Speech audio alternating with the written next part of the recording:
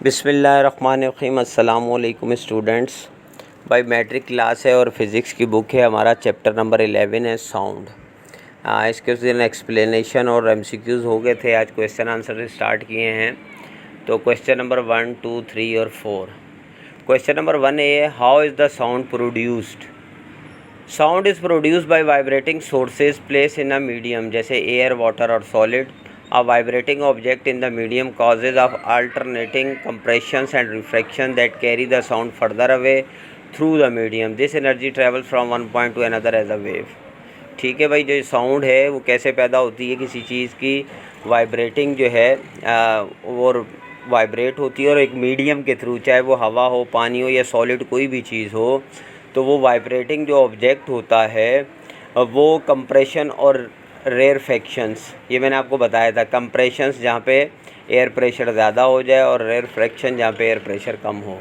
अच्छा, सेकंड है जी, with the help of a diagram describe how compressions and rarefactions are produce in the air near a source of the sound. तो ये diagram आपकी book में भी given है, एक्सप्लेन कर देता हूँ मैं इसको। When a vibrating object move forward it pushes and compresses the air in front of it creating a region of high pressure. This region is called compression. अभी मैंने बताया था, this compression starts to move away from the vibrating object. When the vibrating object moves backward it creates a region of low pressure called rarefaction.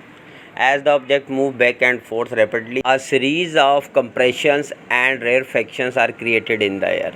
देखिए, जब कोई vibrating objects आगे को move करता है तो वो पुश करता है और दबाता है हवा को, और अपने आगे जो हवा आ रही है, ठीक है, तो उससे क्या होता है, उस रीजन में हवा का प्रेशर ज़्यादा हो जाता है क्योंकि वो कंप्रेशन है, ठीक है।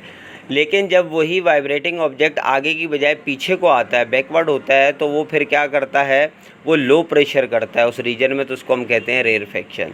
तो फिर यही ऑब्जेक्ट जो है तेज़ी से आगे पीछे जो इसका ये होना है और कंप्रेशंस और रेयरफेक्शंस जो है हवा में पैदा होती है, तो ये उस चीज़ का बताया जा रहा है कि कंप्रेशन और रेयरफेक्शन क्या होता है। सेकेंड ए है, why are sound waves refer to as mechanical wave. ये जो साउंड वेव्स को मैकेनिकल वेव्स कहा जाता है, मैंने कल भी बताया था आपको ये क्यों कहा जाता है, क्योंकि sound is a mechanical wave that needs a material medium such as gases, liquid, solid to propagate due to the vibratory motion particles of the medium that transport sound waves in the form of energy from one point to another. तो sound wave क्यों mechanical waves कहलाती हैं, क्योंकि इसमें हमें एक medium की ज़रूरत होती है। बग़ैर मीडियम के साउंड वेव जो है वो ट्रैवल नहीं कर सकती, इस वजह से इसको मैकेनिकल वेव कहा जाता है। क्वेश्चन नंबर 2 भी है, sound require the material medium from its propagation, write an experiment to prove this statement. तो अब इस स्टेटमेंट को कि मटेरियल यूज़ होता है मीडियम के तौर पर, तो उसको एक्सपेरिमेंट करना है। तो आपकी बुक में एक्सपेरिमेंट मौजूद है इलेक्ट्रिक बेल का। Take an electric bell and air tight glass bell jar and then suspend the electric bell inside the jar. Connect the to a vacuum pump. When you switch on the electric bell, you can hear the sound of the bell coming from inside air and glass material. Now start the vacuum pump. As the air in the jar is gradually pumped out, the sound becomes fainter, although the same current is passing through the bell and hammer that strike the gong. After a while, you will hear the faintest sound when there is less air. What happens when the air is completely removed? Will you still be able to hear the sound of the bell? The electric bell still produces the sound, but now we cannot hear it. This is because sound waves always need a medium to propagate sound energy. In the bell jar, it was vacuum, hence sound wave cannot travel.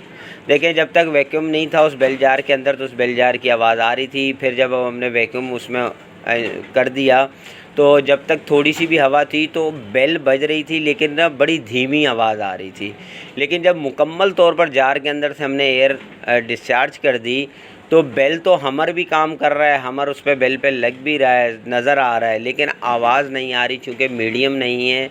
Air के ज़रिए जो आवाज़ हमें आ रही थी वो air उसके अंदर ख़त्म हो चुकी है। क्वेश्चन नंबर 3 है, distinguish between musical sound and noise. Musical मतलब हमने पढ़ा था ये नॉइज़ क्या है और कौन सी आवाज़ जो है वो अच्छी है, वो हम इसमें पढ़ चुके हैं।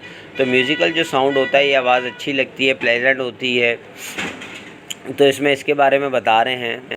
پہلے میوزیکل ساؤنڈ ہے، دا sounds that are pleasant to our years are called musical sounds, جو ہمارے کانوں کو آواز اچھی لگتی ہے اس کو میوزیکل ساؤنڈس کہتے ہیں۔ It is produce by regular periodic vibration of a body, یہ جو پیدا ہوتی ہے ایک ریگولر متواتر وائبریشن ہے کسی باڈی کی۔ The amplitude of vibration and it's frequency do not change suddenly, اس کا جو وائبریشن کا ایمپلیٹیوڈ ہے اور فریکوینسی اچانک بدلی نہیں ہوتی۔ جبکہ نائز میں کیا ہے، sounds which has an in pleasant effect on are years is called nice, جو ہمارے کانوں پر اب برے لگتی ہے جو آوازیں اس کو ہم شور کہتے ہیں۔ It is produce by irregular vibration in a material, اس کے اندر جو ہے ریگولر نہیں ہوتی وائبریشن، ارریگولر ہوتی ہے۔ تھرڈ ہے the amplitude and frequency of vibration میں چینج سڈنلی، اس کا ایمپلیٹیوڈ اور فریکوینسی جو ہے وائبریشن کی وہ اچانک چینج ہو جاتی ہے، ٹھیک ہے۔ تو یہ اس کے جو ہے ڈسٹنگوش تھا۔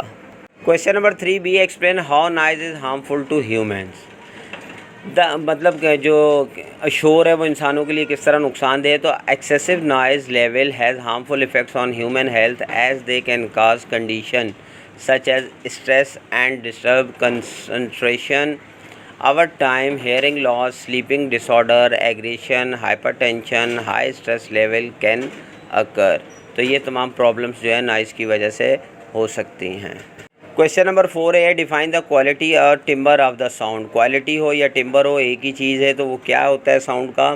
It is define as the characteristic of sound by which we can distinguish between two sound of the same loudness and pitch.